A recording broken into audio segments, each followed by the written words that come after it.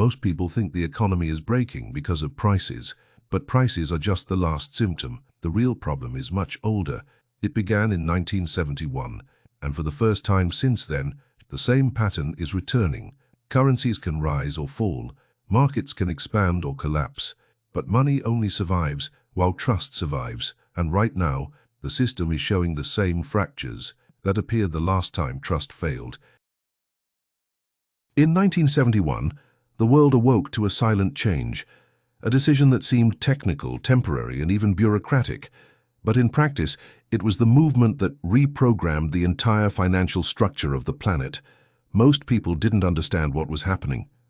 The press tried to explain, but they didn't know how. And even today, 5 decades later, many people think it was just a monetary change, something restricted to economists and bankers. But that wasn't it. Not at all. What happened at that moment redefined what we call money, and it also redefined what we consider safe, stable, and reliable. Because until 1971, the dollar, and consequently all the world's currencies, had a physical limit: gold. This limit curbed excesses. It curbed crises. It curbed political decisions that could destabilize the global economy. With this limit, governments were forced to be prudent. They couldn't simply print money without backing.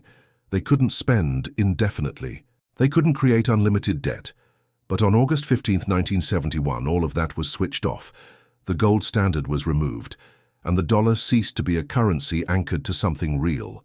At that exact minute, money stopped being a unit of value and became a promise. A promise that depends on trust, and only trust in the government's ability to keep the system running, which means that when trust breaks, the system breaks too. The most curious thing is that this move wasn't presented as a permanent change. It was sold as a temporary suspension, but this temporary suspension lasts to this day. And by removing the gold limit, governments did something that, at the time, few people realized. They opened the door to endless debt expansion, structural inflation, and increasingly violent cycles of crisis and recovery. Nothing held any brakes anymore. There was no anchor. There was no real weight behind the currency. And why does this matter now? Because for the first time since 1971, we are seeing the same signs repeating themselves, the same mistakes, the same pressures, the same symptoms of a system that is stretching beyond its capacity. The difference is that today, unlike half a century ago, the global economy is much more connected, much faster, much more dependent on digital trust. And this means that any small fluctuation can generate much larger effects. What nobody mentions is that since 1971, each crisis has become more intense, shorter, and harder to control. And now, in 2024, 2026, we are reaching the same critical point that led the world to the collapse of the 1970s. Signs of persistent inflation, unpayable debts, governments spending more than they collect, central banks trying to balance the impossible. It's the same movie, the same sequence, only now with different actors and with much greater consequences. If the 1971 pattern is truly returning, it means we're entering a phase where money won't collapse gradually. It will collapse all at once, and almost always without warning. After 1971, governments discovered something extremely dangerous and extremely tempting. When money loses its backing, the debt becomes infinite, and when debt is infinite, it becomes the engine of the system itself. In other words, the global economy has stopped functioning based on production, innovation, and labor, and has started functioning based on constant indebtedness. Those who take on debt grow. Those who leverage themselves expand. Those who print more money seem stronger, until the moment everything starts to crumble. For decades, governments believed they could control this mechanism, that it was possible to expand indefinitely without consequences.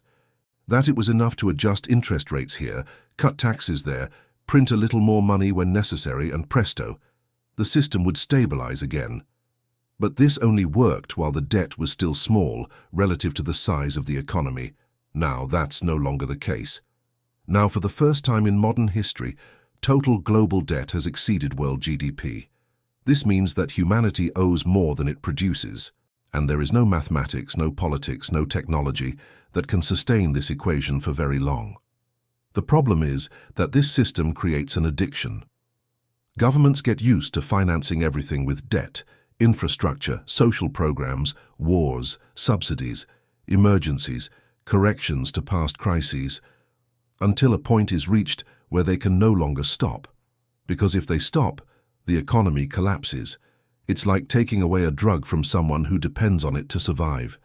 It doesn't matter that the drug is destroying the body. The body has already become dependent on it. And that's where the central problem arises. High interest rates are killing the system now, and low interest rates are killing it too. If interest rates rise, the cost of debt explodes and governments collapse. If interest rates fall, inflation soars, and money rapidly loses value. There is no good decision. There is no solution without pain. All paths lead to some form of crisis. The most frightening thing is that a large part of the population doesn't even realize it. For the average citizen, the numbers seem abstract. Trillions, quadrillions, rates, curves, indexes.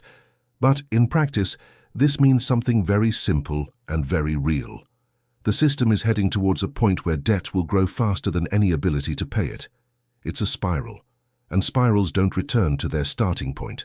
They always descend until they collapse. Countries like the United States, Japan, Italy, and the United Kingdom have already reached the stage where the majority of the annual budget goes to paying interest, not to investing, not to innovating, not to improving the lives of the population. Just paying interest. This is the classic definition of a system that is bleeding from within. The economy continues to move, but not through real force. It moves through inertia, sustained by promises that are increasingly empty. And here's the crucial point.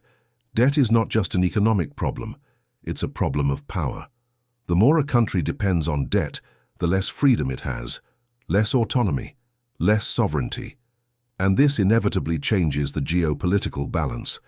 A debt-ridden country does not lead. It obeys, it reacts, it defends itself.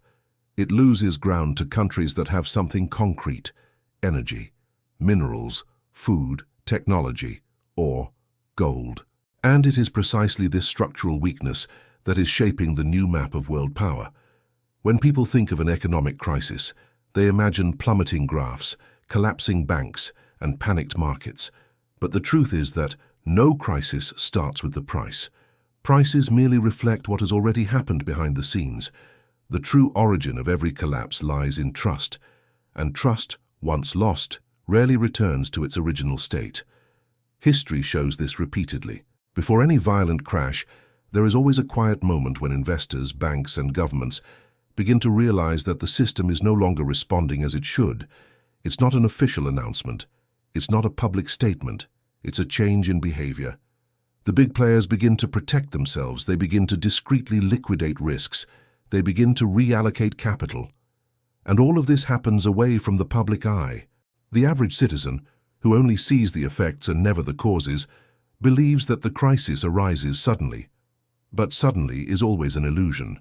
Collapse is a slow process that, at a certain point, accelerates. Confidence is gradually withdrawn, and then suddenly it no longer exists. It's like an old dam. On the outside it seems firm, solid, imposing. Inside, however, water has been seeping in for a long time. The collapse only makes headlines when the structure finally breaks. But the break is not the beginning, it's the end. The current financial system is exactly at that stage. For decades, governments and central banks have artificially maintained confidence.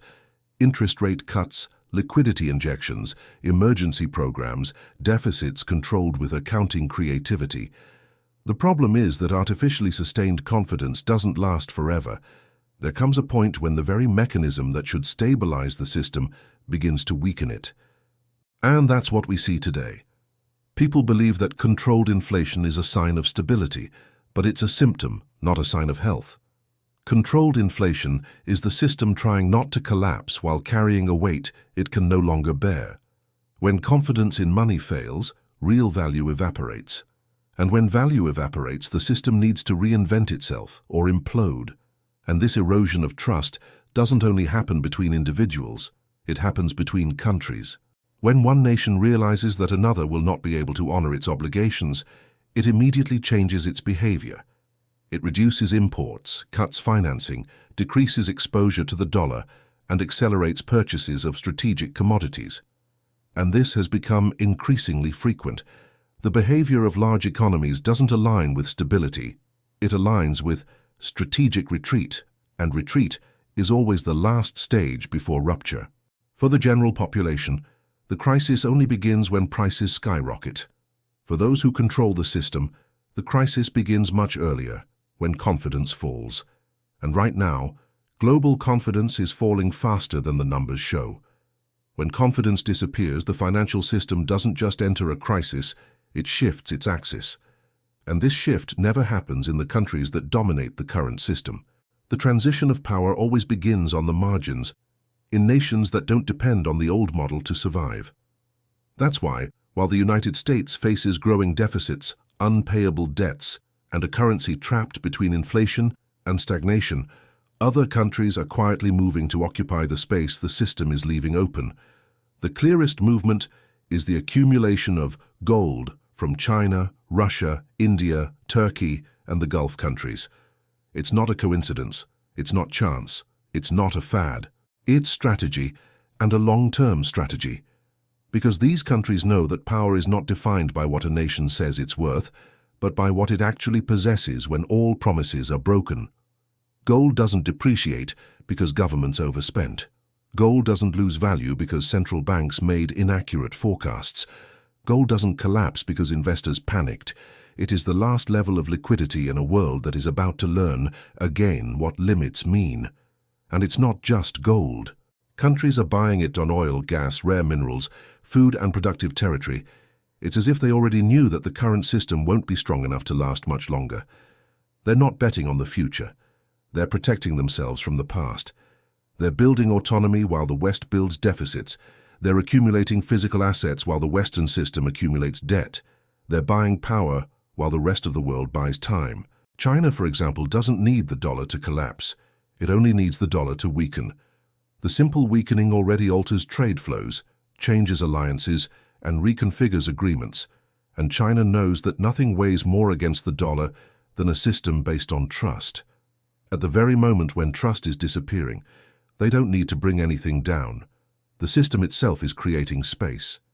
Despite sanctions and conflicts, Russia is selling energy to the East in exchange for real assets. And in doing so, it is transferring wealth out of the Western circuit.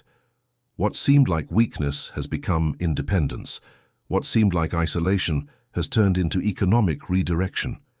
The system that tried to punish ended up accelerating the transition. The Middle East, which once depended exclusively on the United States for security and markets, now openly trades with China and India. They understood something that many ignore. Whoever controls energy controls relevance. And when global demand grows most in the Asian continent, the center of gravity of power inevitably shifts there. Meanwhile, the West remains trapped in the logic of the post-1971 era. Print more, increase debt, push the problem forward. The problem is that we are reaching the point where there is no longer a front. Time has run out. Options have run out. And when that happens, power doesn't disappear, it just shifts. It always shifts. The world is undergoing a slow and silent redistribution of influence, and this process doesn't depend on declared wars or grand speeches. It depends on only one thing: who is prepared for the collapse of trust. And at this moment, those who are prepared are not those who lead the current system. When trust breaks down, the financial system faces a fork in the road. There aren't many options. In fact, historically, there are only two. Either the system reverts to some kind of real backing, usually gold, or it tries to recreate artificial trust through centralized control, and neither option is comfortable. The first possibility, which seems the most logical, would be a partial return to gold. Not a traditional gold standard, but a hybrid mechanism in which nations anchor part of their reserves in physical assets, not in promises. China already does this. Russia, too. Turkey has accelerated. India is quietly following the same path. And the Persian Gulf has been converting energy profits into gold for over a decade. This doesn't happen by chance. Countries don't accumulate gold when they trust the system. They accumulate it when they know the system is at its limit. But there is a second possibility. The system could try to save itself by creating an even more centralized currency, not based on gold, but on control. Something like a digital dollar. Not because it would be modern, but because it would allow tracking every transaction, blocking spending, imposing limits, and essentially keeping the system afloat through total monitoring. This movement is not theory. It already appears in speeches. It already appears in pilot projects. It already appears on central bank agendas. And it appears because the system knows that losing credibility is a point of no return. When governments realize that money has become unreliable, they don't return power to the citizens. They seize power for themselves. They try to control the problem from within. They create barriers, safeguards, regulations, ways to prevent the collapse from becoming visible. But control doesn't create value, and no system has ever been sustained solely by the force of control. At some point, reality wins, and the reality is simple. State-issued digital currencies don't solve the loss of trust. They only reorganize those who suffer first. Without a real asset to limit the system, any state-issued digital currency becomes just another promise in a new format, packaged as modernity, sold as innovation, but based on the same fragile foundation, trust in a mechanism that has already proven it cannot sustain itself without constant manipulation. The other extreme, a return to gold, is not easy either. It limits governments, prevents unlimited spending, and cuts the power to print money. It's a mechanism that protects the population but restricts leaders. That's why politically it's undesirable.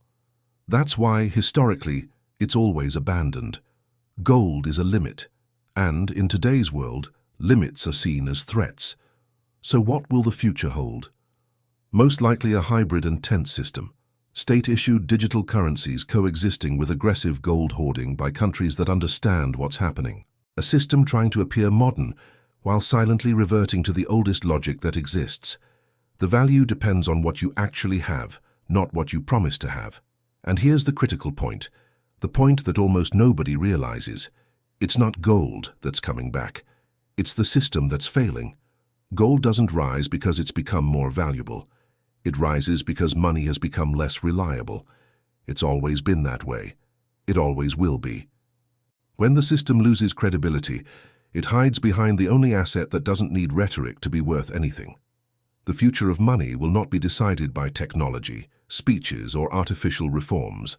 It will be decided by the same force that has always decided everything: trust. And when trust falls, the system tries to reinvent itself. But those who truly protect themselves are those who understand the logic that underpins everything. Gold is not the future. The sky's the limit. And when all else fails, the world returns to its edge.